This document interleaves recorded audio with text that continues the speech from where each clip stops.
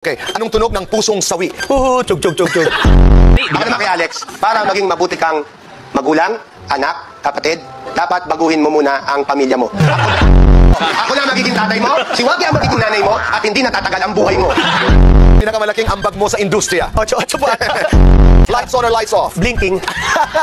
Sex or chocolates? Sex pa. Wildest sexual fantasy? With myself. Yung may sinabi sa kanina, alam mo, totoo nangyari sa pamilya namin ko. Yung tinutokso siyang aswang siya, ang nanay ko dati, talagang tinatawag na aswang sa Nay, ba't ba sinasabing aswang kayo? Alam mo, niyakap lang niya ako ng naikpit. Tapos naiyak siya. Tapos lumipad na siya.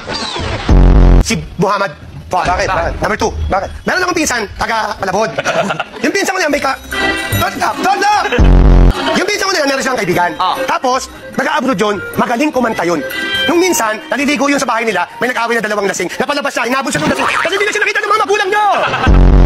Itong katanungan ko, hindi mo alam kung kanino ko ibabato. Pero nagugulat ka na lang na sa kanya pala yung tanong na yun. Maestro, is that you, maestro? Tanto ka ba?